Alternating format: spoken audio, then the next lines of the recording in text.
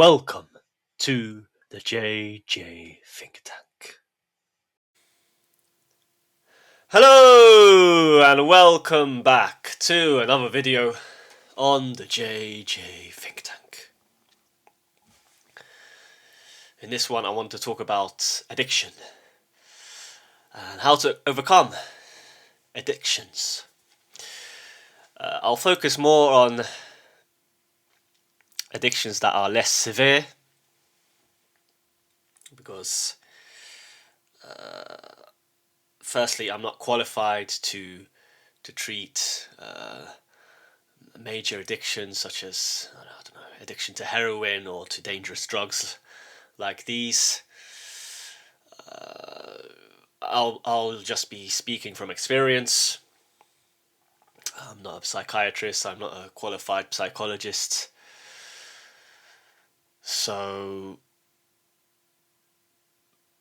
obviously you can take what I say here with a pinch of salt, but I think these strategies, they work, and they have helped me to overcome various addictions. I've had some problems in the past, and I like to approach this issue from a theoretical angle via the work of, for example, Gabor Maté and Bessel van der Kolk. But also, as I said before, from my own experience and what I have noticed that works, yes. So this won't be a long video, maybe 10 minutes, 15 minutes. And I'll just like to go through my article here now with you. And yes, this is a picture that I included in my article, because these phones, these devices, they can become addictive, and it has been proven that these phones are designed in order for us to become addicted to them, in order to use these applications, etc. These thumbnails, these icons, these colourful icons on our phones, they cause addiction. And this is why recently I've changed the layout on my phone. I use a minimalist phone, so this is all in black and white, so I think this helps. I've included timers on my phone, so I know how much I'm using it. I think I started doing this maybe a year ago or 2 years ago. And I guess this is one of the addictions that we all face in this postmodern age. We need to be careful. We don't want to waste too much time on these devices.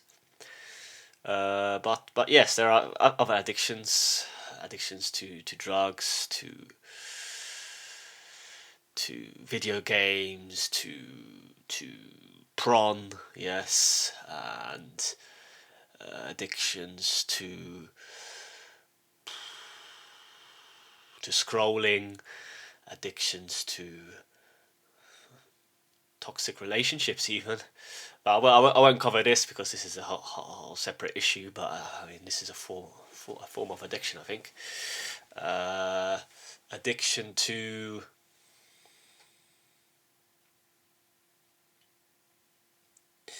bad food, perhaps. I guess we can classify this as an addiction, because a lot of these foods, they have addictive chemicals inside of them that act on your dopamine receptors, which makes you crave them even more. So, for example, Doritos comes to mind here. Doritos, the crisps.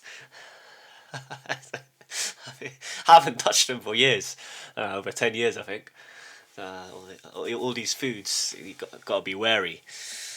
Better not to touch them. Better not to eat them at all, in my opinion. So yes, but why are we addicted? Why do we have addiction? Why are we addicted?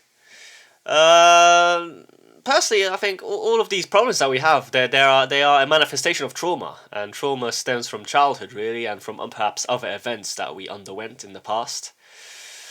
So addiction, it's a way of coping. It's a way of dealing with the pain, I guess, or with trying to avoid pain, or trying to avoid confronting ourselves and all our deepest issues. Addiction is a way of trying to find purpose. I would say when you're addicted, you're looking for something, yes, but you're looking in the wrong places.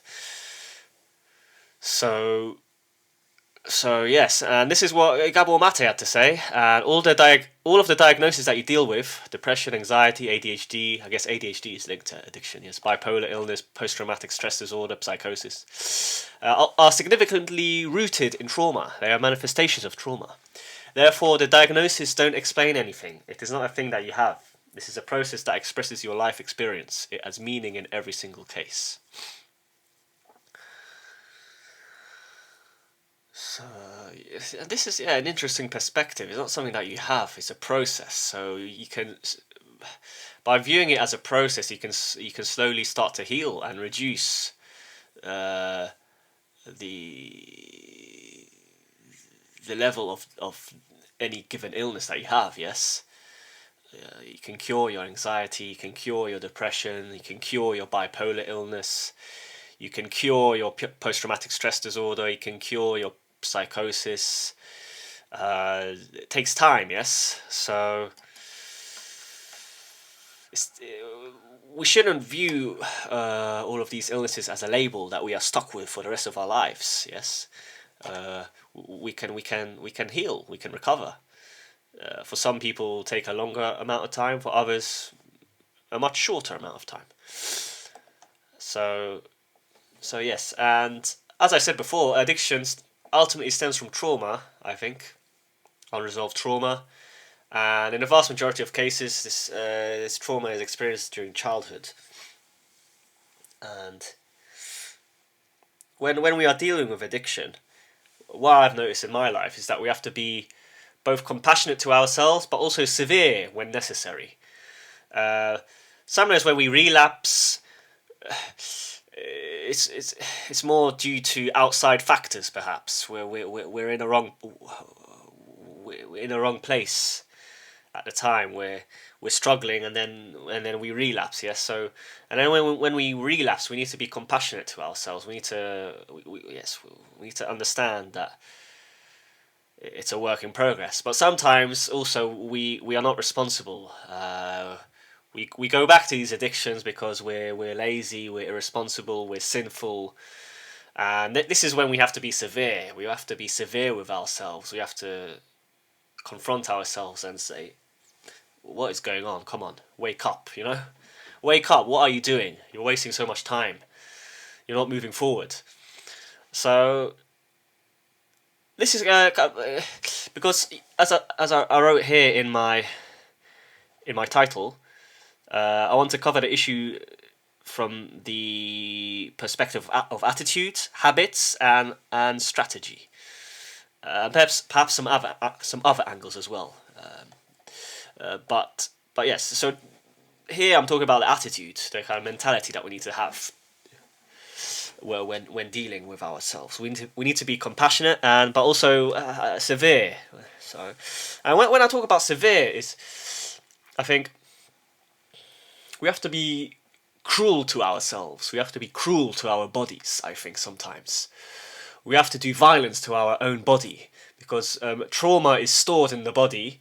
When we go deep inside the body by working out, by exercising, etc., and by going to the sauna, I think this really helps. We can release this trauma that is stored in the body. But of course, there are many other ways to release trauma. There's so many different forms of exercise, so everyone has their own preferred activity. Yes, but yes, this is what I mean by severe. We have to go to war against our bodies. Yes, against our flesh. So yes, this is my view, and the gym, definitely. Since I've been going to the gym again, a couple of years ago, maybe a year and a half ago, maybe now, because I took a break for a few years because I was working quite a lot, and I guess I was lazy. After work, I didn't really go to the gym. But yeah, since I've been going, it's definitely helped It's definitely helped me. So now let's talk about more pragmatic actions. So I've talked about how we need to confront our trauma through the body, because trauma is trapped in the body. But then we also need to engage our minds. We need to occupy our hands, and we need to pray. This is what's helped me, definitely. I notice sometimes when I'm wasting time, my hands they're not occupied. So I'm not doing something more complex with my hands. I think when you're dealing with addiction, you need to start doing something manual with your hands. Yes, whatever it may be. In my case, it was playing the piano. So since I started playing the piano, I think this has definitely it's definitely improved my symptoms of addiction, etc. And my trauma score. My trauma score has gone down definitely since I've started playing the piano. Recently, I've messed up this habit. I guess I do have the time, but yeah. I know I'll return to the piano soon. I want to start playing again, but yes, I just have to be patient. But yes, we have to occupy our hands in some way, and I guess painting would be a good way. Painting, drawing, writing, playing the piano, playing the guitar, whatever it may be. So I think you have to occupy your hands and start doing a more complex activity with your hands. This is key. Then also we have to occupy our mind. So obviously work here comes to mind. Work in general, we have to work to earn money. Or if we're not working, reading a book or whatever. This is another way. And praying, yes, because the past can haunt us. The trauma is linked to the past, and we can get these negative thoughts. But when we pray, we can counteract these negative thoughts and not get sucked in again. So this is key as well. Praying really helps. Now, I am a Christian. I have a prayer that I repeat every day. But everyone will be different. Everyone has their own way to deal with the past. Yes, some people just meditate. Some people pray. Some people repeat these mantras. Whatever. It's up to you. So, and I guess when we occupy the mind, occupy the hands, ultimately we have to engage in activities that are meaningful for us. This is key. It has to be meaningful. You have to have that inner drive, that inner motivation to pursue these activities. So this is also important. So yes, I'll quickly repeat myself here, but to this day, these are the activities that have really helped me. So reading books, writing, playing the piano, and going to the gym. I guess in the gym you're occupying your hands because you're carrying weights, you're lifting, so your hands are occupied. So this is good. And then praying to Jesus is what helps me. I follow a few priests online. Father Spyridon, he has really helped me. I like his mini lectures. Father Spyridon. Father Moses is okay. He's an American. He's a bit too. He comes across as a bit worldly, but yeah, he's a priest, so Orthodox priest in America. A couple of Polish priests. Who else? Father Josiah Trenum. He's also an American priest, but based in California. So you can find many Orthodox priests that are active on social media, and they have really helped me develop my faith in Jesus. So now moving forward, I don't know if this is that important. Perhaps I've changed my mind. Because a lot of people say you need an overarching goal, you need an overarching vision. But I don't know, it's hard to really to look so far into the future. I I don't really know if I have an overarching goal. Really, I'm just doing things that I enjoy. That I love. I just do the things I love doing, and I just told you about them, about these activities. So I guess building this channel as well is another way for me to deal with some trauma and addiction, I guess. But ideally, you'd like to have an overarching goal, perhaps a vision of something you actually want to achieve. At this moment in time, do I have an overarching vision, like a goal, one single goal that I want to achieve? Not really, to be honest. But I do have a general outline. I know roughly what I need to do, and I guess this helps. Yes, you have to aim for something. We see if you don't aim, then you're just wandering. You're kind of wandering around. You're kind of lost. So.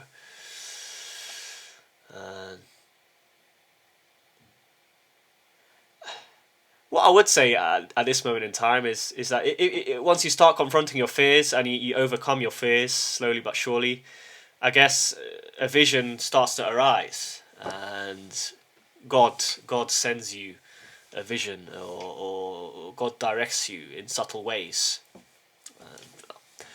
This is what I would say regarding this. So perhaps my views have changed here slightly. But anyway, yeah, so this part here, step 3, concerns the grand strategy and vision you want for your life. So this is the last part of dealing with addiction, yes.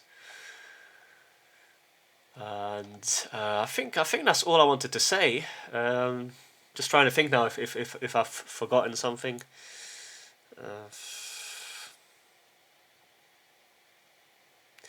Well, I guess I would add 2 more important factors that help you deal with addiction. One is changing your environment. So sometimes it's good to move cities, to move places, to move countries. I think this has really helped me because a lot of the bad events that you went through in the past are associated with a place. Yes, with your the place you were born in or whatever. And just changing your environment, moving countries, it can give you a fresh start. You can kind of, it acts like a mechanism. Like this is I'm starting a new life now. I'm in a new place. It's time to start again, fresh start. I think this does help.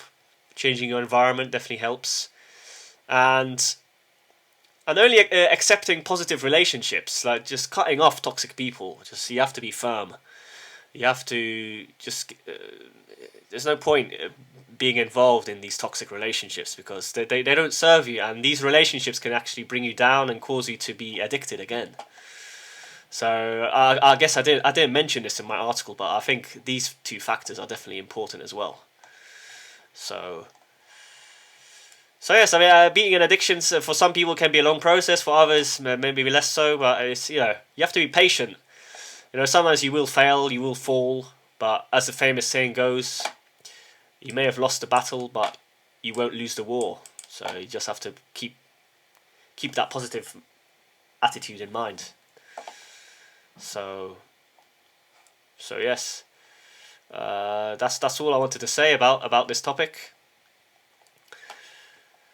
I hope you enjoyed the video. I hope you found it interesting. I hope it helped you in some way. If you're a new viewer, consider liking and subscribing. It will help me grow the channel and spread more vital information I think will help a lot of people out there. If you are an existing subscriber, like, comment, let me know how you deal with addiction. If you have any tips and tricks, any life hacks, as people like to say. So yes, anyway, once again, thank you for listening, and I wish you all the best. Take care.